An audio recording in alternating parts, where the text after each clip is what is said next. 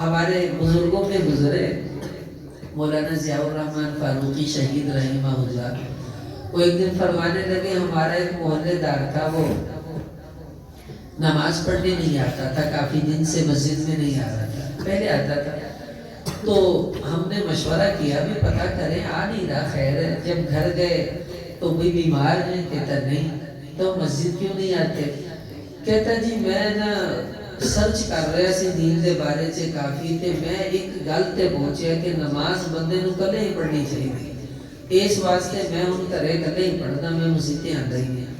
انہوں نے فرمایا بھائی وہ کون سی سرچنگ ہے ہمیں بھی بتا دو، کہاں سے تم نے؟ کہ قرآن میں لکھا ہوگا۔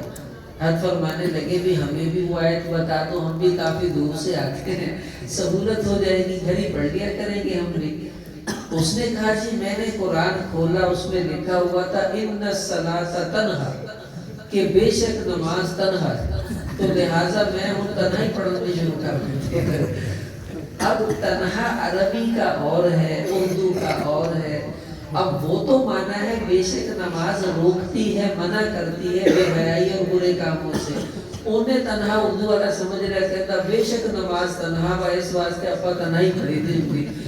یہ نتیجہ نکلتا ہے جب آپ علماء سے کٹ کر دین کو سیکھنے کی کوشش کرتے ہیں۔ اس لیے ہم گشت کر رہے تھے اپنے محلے میں، ہمارے تھے پروفیسر صاحب، وہ فوت ہو گئے، اللہ ان کو غریق رحمت فرمائے، تو ڈاکٹر بھی تھے وہ۔ تو رمضان کا مہینہ تھا، میں نے ان سے پوچھا کہ آپ تراویح میں نظر نہیں آ رہے، اس مسجد میں تو نہیں جاتے جو آپ کے گھر کے قریب ہے؟ کہنے کہ نہیں، اتنا پیچھے تو میری ہوندی نہیں۔ تو ہم نے کہا پھر وہاں بھی آپ نہیں آ رہے جتنے ہو جاتی سی تاڑی پہلے، تو تراویح پھر کہاں پڑھتے ہیں؟ کہنے لگے میں تراویحاں امام کعبہ دے پیچھے پڑھ رہے ہیں۔ تو میں نے کہا کہ آپ جہانگیر ترین تو ہے نہیں جو ہیلی کاپٹر پہ اڑ کے وہاں روز چلے جاتے ہیں، تراویح پڑھ کے آ جاتے ہیں۔ تسی اثر مغرب ٹائم تے اتنے ہی ہوندے جے تے عشاء ٹائم ہوتے کیویں چل جاتے ہیں؟ کہتے نہیں وہ میں جدوں اتنے تراویح شروع ہوتی ہے میں ٹی وی سامنے رکھ لینا تے میں پیچھے نکل جاتا۔ میں نے کہا جی پھر تو آپ کی تراویح ہوتی نہیں ہوگی۔ کہتے وہ کیوں؟ میں کہ امام کا منہ تاڑا یا تاڑا ہوتے ہوگی کتنا میں؟ کہتے آہو یار، لیکن کہتے وقت نہیں قبول کرنے کچھ نہیں ہوتا۔ میں نے کہا آپ کو یہ مسئلہ بتایا کس نے کہ آپ اس طرح امامت کر رہے ہو؟ ہمارے ساتھ دوست سے کہنے لگے جی بجلی چل گئی تاڑی تو نماز ہی ٹوٹ گئی کیونکہ امام ہی نہیں نظر آتا۔ تو وہ کہنے لگے نہیں اتنا تسی مذاق کری جانے میرے نال۔ ہم نے عرض کیا کہ مذاق کی بات نہیں، یہ تو سنجیدگی ہے، ہمیں تو آپ کی فکر ہے کہ آپ کیسے نماز پڑھتے ہیں، ایسے تو نہیں نماز پڑھتی۔ خیر وہ اللہ کا شکر ہے ان کی سمجھ میں بات آ گئی۔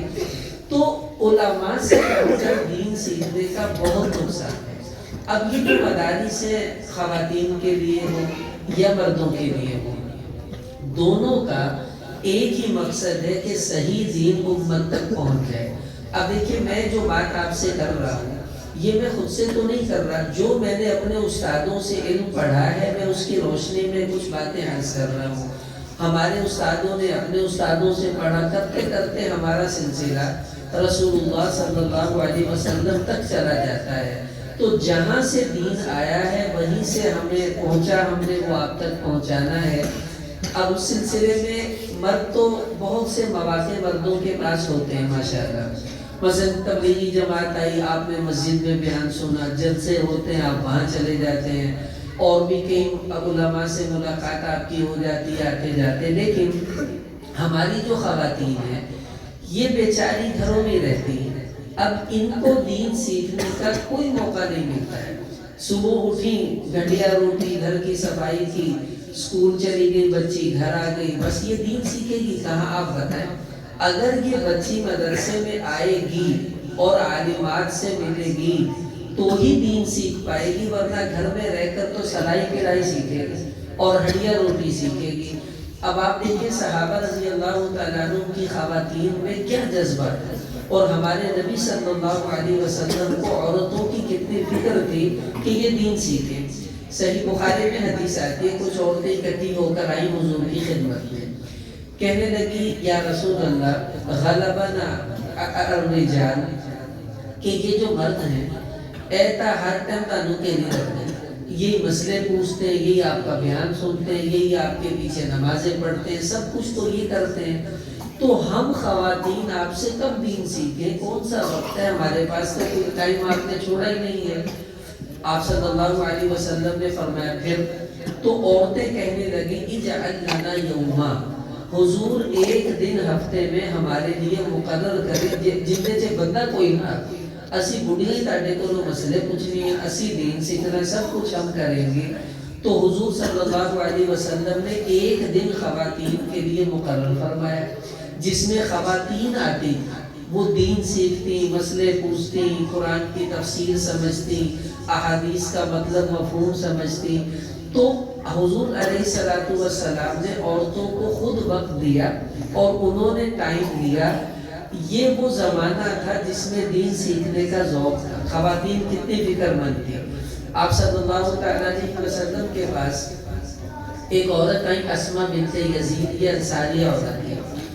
انہوں نے آ کر عرض کیا یا رسول اللہ، یہ جو مرد ہیں یہ تو جہاد کرنے جاتے ہیں، یہ مرد تو دین کے بڑے بڑے کام کرتے ہیں، کبھی حج پہ جا رہے ہیں، کبھی تبلیغ پہ جا رہے ہیں، کبھی کچھ کبھی کچھ، اور ہم عورتیں گھروں میں رہتی ہیں، ان کے بچے سنبھالتی ہیں، گھر کے کام کرتی ہیں، یہ مرد تو جنت کے بڑے بڑے درجے لوٹ رہے ہیں اور ہم گھر میں بیٹھی ہیں، نہ ہم دین سیکھ سکتی ہیں نہ پھیلا سکتی ہیں، تو ہم کیا کریں؟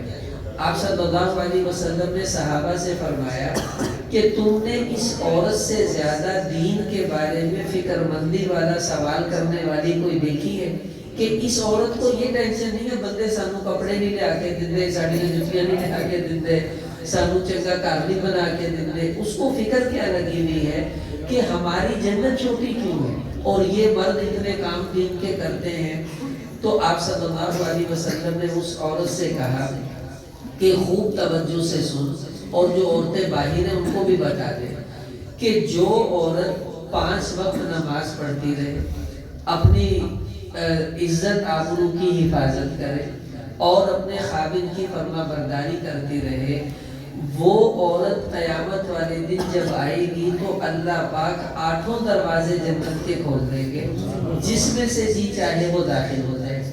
وہ کہنے لگی کہ حضور مسئلہ تو ثواب کا بھی ہے نا، ان کو تو اتنا کچھ مل رہا ہے۔ تو آپ نے فرمایا اگر تم گھر میں رہ کر خاوند کی اطاعت کرتی رہو گی تو جو مرد باہر دین کا کام کرتے ہیں وہ سارا ثواب تمہیں گھر بیٹھے اللہ عطا فرما دے گی۔ اب یہ فکر تھی ان عورتوں کو دین سیکھنے کی کہ ہمارے اندر بھی دین آئے، ہم بھی دین میں آگے بڑھیں، اور ایک ایک مسئلہ پوچھنے آتی تھی۔ دستک ہوئی، آپ علیہ السلام نے پوچھا کون ہے؟ تو آپ کی زوجہ نے عرض کیا یا رسول اللہ زینب کھڑی ہے باہر، عبداللہ بن مسعود رضی اللہ عنہ کی بیوی، کیا لینے آئی ہے؟ وہ کہنے لگی جی ایک مسئلہ پوچھنے آئی۔ ایک مسئلہ پوچھنے کے لیے عورت گھر سے نکل کر حضور کے دروازے پر آئی ہے۔ مسئلہ یہ پوچھا کہ جی میرا خاوند غریب ہے، مجھے والدین کی طرف سے کافی مال ملا ہے، تو میں نے زکوٰۃ دینی ہے تو میں اپنے خاوند کو زکوٰۃ دے دوں، یہ مسئلہ وہ پوچھنے کے لیے آئی۔ اب دیکھو ایک ایک مسئلہ پوچھنے کے لیے عورتوں کو جانا پڑتا تھا اور وہ جاتی تھی، اور اللہ کا شکر کریں آپ کو اللہ نے یہ اتنی بڑی نعمت دی ہے یہ مدرسہ کہ یہاں بچیاں آئیں گی تو سارا دین سیکھ کر جائیں گی، ایک مسئلہ نہیں وہ مسئلوں کی کتابیں پڑھ کر جائیں گی، اور جو جو ان کی ضرورت کا دین ہے انشاءاللہ وہ یہاں سے وہ سیکھ کر جائیں گے۔ اب خواتین سے بھی عرض ہے، آپ سے بھی عرض ہے، ابھی یہ چھٹیاں ہونے والی ہیں، تقریباً 8-10 چھٹیاں شاید ہو گئی ہیں، تو اب ان چھٹیوں میں اسکول والی بچیاں فارغ ہیں، کالج والی بچیاں فارغ ہیں، اور جو اس یعنی ٹیچنگ کے شعبے سے ریلیٹڈ خواتین ہیں وہ اب سب فارغ ہیں، ان کو چھٹیاں ہو گئی ہیں، تو ان کے لیے 10 روزہ کورس یہاں پر اس کا انتظام کیا گیا ہے کہ 10 دنوں میں موٹا موٹا ضرورت کا دین، غسل کے فرائض، اس کا طریقہ، وضو، نماز، کچھ موٹی موٹی صورتیں یاد ہو جائیں گی، کچھ مسائل سیکھ لیں گی، کچھ سنت والی زندگی کا مذاکرہ ہو جائے گا۔ تو آپ سے عرض ہے کہ آپ اپنی بیٹی کو، بیوی کو، والدہ کو، جو بھی گھر میں خواتین ہیں، آپ نے انہیں ترغیب دے دی، اور جو خواتین سن رہی ہیں وہ تو خود ہی تیار ہو جائیں۔ تو جو وقت یہ حضرات مقرر کریں گے وہ آپ کو پتہ چل جائے گا. تو یہ 10 دن ہمارے ضائع نہیں ہونے چاہیے. ان 10 دنوں کو قیمتی بنا لیں ہماری خواتین. مجھے یاد ہے میں نیا مدرسے میں داخل ہوا حفظ میں، تو دوپہر کو گھر ہم آتے تھے سونے کے لیے. تو ہماری مسجد میں ایک جماعت آئی ہوئی تھی، اس میں کراچی کے ایک آرٹسٹ تھے، تازہ انہوں نے توبہ کی، وہ جماعت میں آئے ہوئے تھے. تو مجھے ملے تو کہنے لگے آپ نے اس وقت کیا کرنا ہے؟ میں نے کہا جی اس وقت تو میں نے سونا ہے. کہنے لگے کہ ہم آپ کا سونا بنا دیں گولڈ. میں نے کہا وہ کیسے بنے گا؟ کہنے لگے اگر تو آپ سو جائیں گے وہ تو ہے سونا، آپ کو کچھ ملے گا نہیں اس کا، لیکن اگر آپ ہمیں 1-2 گشتیں کروا دیں گے تو آپ کا وہ وقت جو ہے سونا بن جائے گا، گولڈ بن جائے گا، قیمتی بن جائے گا. تو میں نے کہا چلو آج اپنا سونا ہی بناتے ہیں. پھر میں نے ان کو کچھ گشتیں کروا دی. اب یہ 10 چھٹیاں بچیوں کی گھر میں کھانے میں سونے میں گزر جائیں گی، تو کیا ہی اچھا وہ اس کا سونا ہی بن جائے اور ان چھٹیوں میں دین ہی سیکھ لیں، تو کتنا فائدہ ان کو ہوگا. اور یہ یاد رکھ لیں ہم جس دور سے گزر رہے ہیں یہ فتنوں کا زمانہ ہے. اس میں ایمان کا بچانا اتنا مشکل ہو چکا ہے. آپ تو یہاں بیٹھے ہیں نا ایک ماحول میں، اللہ کا شکر ادا کریں. وہاں دوسرے ممالک میں جہاں اسلام تھوڑا سا ہے، مسلمان تھوڑے سے ہیں، ان کو اپنا ایمان بچانا اتنا مشکل لگتا ہے جیسے کوئی بلی آ جائے اور بیچارہ چھوٹا چوہا اپنا وہ چوزا اپنی کیا حفاظت کر پائے گا بلی کے سامنے. اتنا مشکل لگتا ہے ان لوگوں کو. اور ہمیں بھی لگنے لگ جائے گا اگر ہم لوگوں نے اپنی بچیوں کو دینی اعتبار سے مضبوط نہ بنایا تو. کیونکہ نسل عورت نے سنبھالنی ہے، اس کی تربیت عورت نے کرنی ہے. اگر ان کی زندگی میں دین آئے گا تو ہماری نسلوں تک دین انشاءاللہ چلتا رہے گا. تو اب سب نیت کر لیجئے اس کورس میں اپنی بچیوں کو جو ہے ضرور اس میں شریک فرمائیں. دوسرا یہاں پر الحمدللہ 2 سالہ کورس بھی ہوتا ہے. اس میں جو بچیاں پڑھائی سے فارغ ہو جاتی ہیں، بی اے کر لیا ہے، ایم اے کر لیا ہے، میٹرک کر لیا ہے، تو شادی سے 2 سال پہلے آپ ان کو یہ کورس کروائیں تاکہ وہ پوری زندگی اپنی اولاد کی صحیح تربیت کر سکیں. جہاں آپ نے اسکول پڑھایا، سلائی کڑھائی سکھائی، اس کو دین بھی تو سکھا دینا تاکہ 2 سال میں وہ مکمل اپنا دین سیکھے اور ماشاءاللہ پھر آگے اپنی زندگی صحیح طرز پر گزار سکے. اللہ تعالی ہم سب کا آنا قبول فرمائے اور ان باتوں پر ہمیں عمل کی توفیق عطا فرمائے. وآخر دعوانا الحمدللہ.